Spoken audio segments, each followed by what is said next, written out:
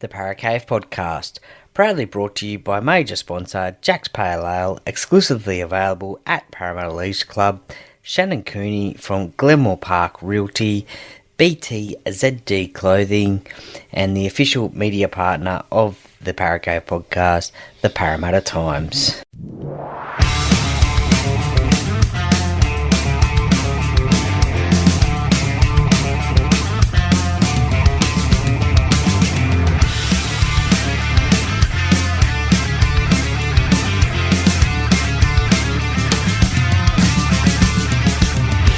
Welcome to another episode of the Parra podcast. And now over to your host, Troy Warner, broadcasting live from the world-famous Parra Cave. And today's game day preview, it's Parramatta versus Manly, and I've got a returning guest on the podcast and a legend who played for both clubs, Parramatta and Manly. He's also on the Levels Network podcast, so check that one out, give that one a follow. Welcome to the Parra podcast, Justin Horo. Thanks for having me back on. Legend's a bit strong, but former player, I'm happy with that. Yeah, nah. Legend in my eyes because you played for Parramatta. But look, just quickly, what was it like playing for Parramatta versus Manly when you were at Parra? I hated Manly. I hated Manly when I played at Parramatta. There was a pretty good rivalry that goes back a long way. So with my dad playing in the NRL, I was quite aware of the history of the two clubs, how dominant they both were. One out of probably three of the teams with the Bulldogs that were really dominant during the 80s. So I really understood my history of the club, of both clubs. And before I went to Manly and actually met all the boys, I just couldn't stand them. I always felt like they were bullies at time, and we obviously didn't have as good a record against them because, it was a tough couple of years when I was playing at Parramatta. But, yes, we had some pretty good battles, though. There was one game in particular that stands out where we were so close. We weren't having a great season in 2011. They go on to win the grand final, and we had them, and I think they got us in the last minute or something like that. So that's definitely a game that stands out from my Parra versus Manly days. What about on the reverse side when you got to Manly? What was it like playing against Parramatta? Yeah, that was good. I got a try in my first game against Parramatta. Spicky had got, I was the first player that he got rid of in his new regime when he took over just in the one season before he moved a few players on. So that one felt sweet, mate. We played him at Parra Stadium and got a try. Unfortunately, I was marking Fui for half of the game, which was torture. Yeah. He was off the back fence at me every time he got a chance. So that side of it wasn't pleasant, but enjoyed. We got a really good win.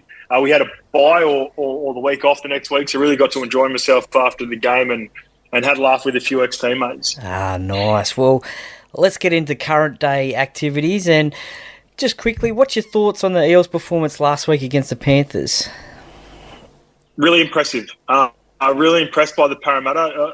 You don't try to take too much out of the trials, but I thought they showed some really good signs with guys that were going to be fighting for positions in the trial against the Raiders. I believe it was the one that sort of stood out with some guys I thought were, really stepped up, and it's progressed into the season with the likes of Morgan Harper. Kelma Tuolangi was really good in the trials and round one before doing his shoulder against the Panthers. I had high expectations for him because I know Brad is really good at working with those sorts of players. But I love the way that Parramatta are looking, mate. Like if they don't, I honestly believe if they don't lose Bailey Simonson in the first set, then they go on and win that game against the Penrith Panthers. Yeah, for sure. And Manly, they're firing this year. What's your thoughts on those? Are they a surprise packet at the moment? Not for me, mate. I was I sort of look the biggest thing with Manly, it comes down to the health of Tommy Turbo, and there are pros and cons to that. The cons are obvious one, like he hasn't been playing the last couple of years. He missed a lot of footy. But the pros are that during that time, a few players have been able to develop. Hamoli Alakuatu, Tolu Kola, Ruben Garrick. They've got a lot of fringe players now that are sort of up their game because they had $1 million worth of the salary cap not playing for an entire season. So for most of the season. So much improved. And I always knew, if anyone follows our podcast, I've been speaking highly, I felt like Luke Brooks was going to have a really good year at Manly. And the first 2 weeks there, anything to go by, he's in for a cracker. Yeah, that's for sure. Well, here we go again. It's Manly and Parra on Sunday at Combank Stadium, 4:05 p.m. Who does Manly have to watch out from the Parramatta side, do you think? Manly have to watch out for. I love the middle rotation that they got at the moment. I think big plus in this game. Taniela Paseka was outstanding for Manly on the weekend against the Roosters, but I think the rotation of Regan Campbell-Gillard, Junior Paulo moving back to the bench, with Joe Offengawa starting, it really gives 40 strong minutes of front row play from the Parramatta Eels. In the past, with Reggie and Junior starting, felt like as soon as they went off at, potentially the 30-minute mark, or if, because Brad didn't want to lose that momentum, he'd keep them on for the full 40 minutes, sometimes both of them. Yep. And then they'd be gassed at the back end of the game. So I think they've really got to do a number. I'm talking about Manly. They have to really control Parramatta's front row rotation, because I love the way it's looking. I love Junior off the bench. I love that him and Reggie can also cross paths still for about 10 minutes. That's definitely a strength that Parramatta has over Manly for sure. And then on the other side, obviously Parramatta, they've got to obviously watch out for Tommy Turbo, obviously Luke Brooks as well. He's coming into form, and Hamoli Olakuatu as well. Yeah, Parra got to watch out for the edges. Historically, Parramatta's edges haven't defended all that well, and Manly are just on fire at the moment on their edges, and they probably would prefer to play more on their edges. They like playing short sides. Daly likes playing short sides. Luke Brooks likes playing short sides, and then they've got real strike in a couple of those players that I mentioned before. So they're going to be attacking the edges quite often, especially with young Blaze Talangi. If he ends up playing centres, I'm not too sure whether he plays his preferred position at fullback and maybe go play centres, but we'll see. Yeah.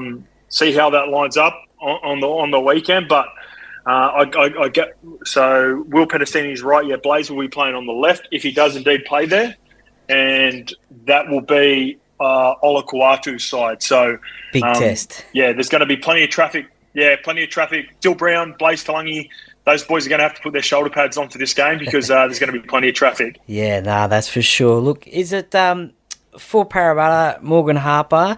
Is it an advantage for Parramatta that he's in that side, knowing his old club, up against his old club, or is it an advantage for Manly, knowing his strengths and weaknesses, do you think? I'd say, it doesn't really matter either way. It would give Morgan Harper confidence. He'd know the tendencies. He'd know the shape. He'd even probably know some of the calls. He'll know the course. So whether he's able to reload those a little bit quicker. So, for instance, like my time playing against Parramatta, I was only a year removed, and even though Sticky come in, I'd actually known some of the same calls that were there from the year before that the boys were still using. So defensively, I was able to communicate that to the guys around me. On occasions we picked it up. On other occasions, there was a few sneaky ones in there as well. But I'm happy for Morgan Harper. He was another guy.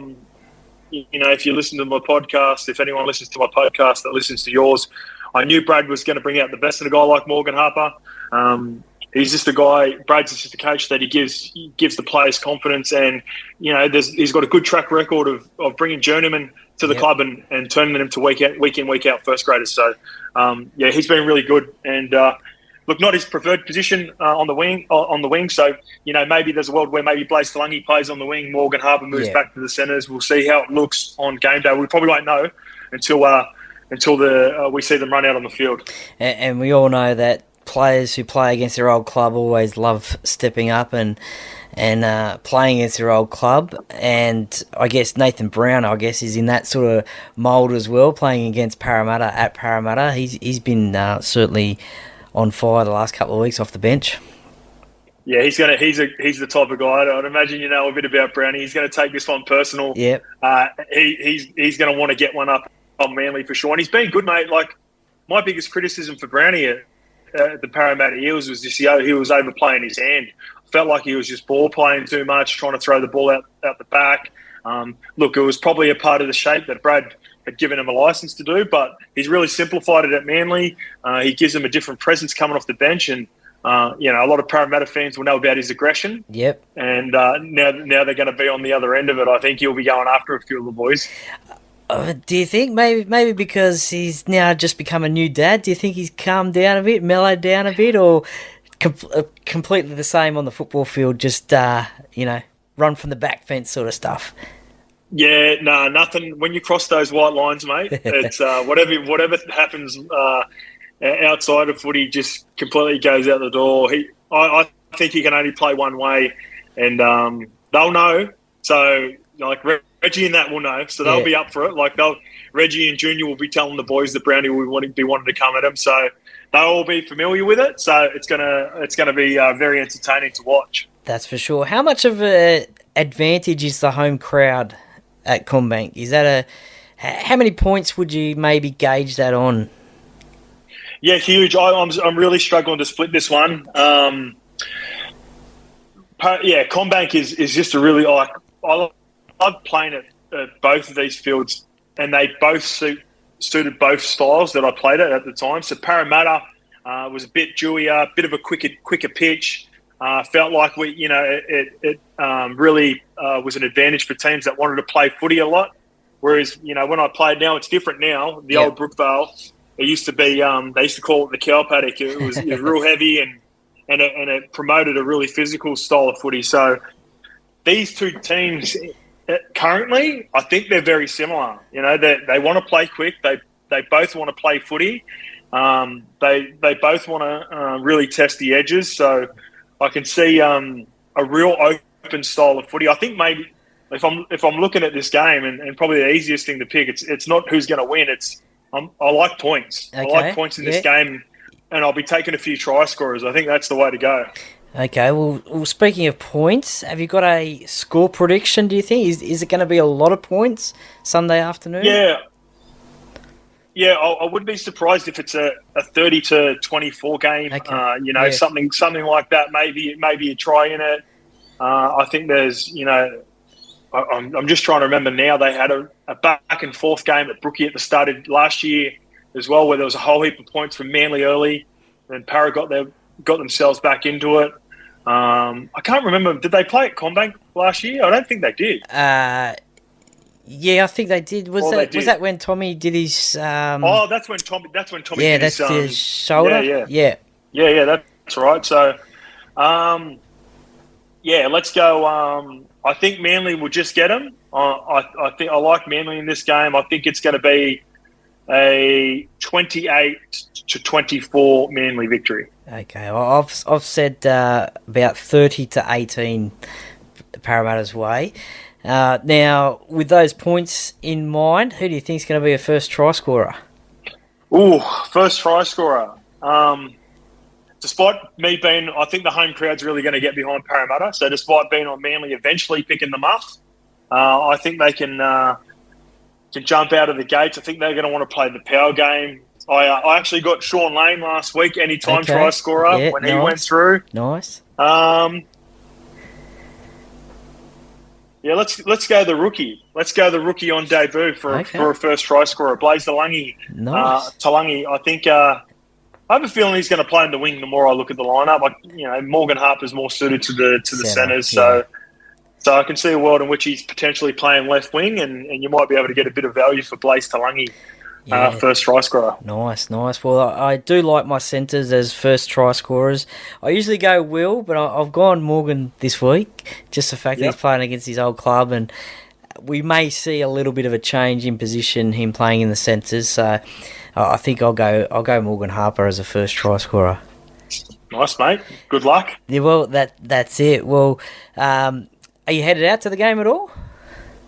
No, not this weekend, mate. I've got a few radio commitments these days, so Pretty busy. I call on a game on Friday. I call on the Warriors game. I think they're playing the first game, Warriors versus Raiders on Friday afternoon, and then I also do radio for SEN Saturday morning and Sunday lunchtime. So don't get as much time to spend time with the family on the weekend as I used to. So when I do, make the most of it. But I'd love to. It would have been a great game to go to. I think it's going to be a cracker. That's it. It will be for sure. Well, listeners, check out Justin and Big Willie Mason on the Levels Network podcast. It's a very interesting podcast and love listening to it. So thank you, Justin, for joining me today, and really appreciate you giving a game day preview of Parramatta and Manly. No worries. Thanks for having me, and apologies to all the Parra fans for picking Manly.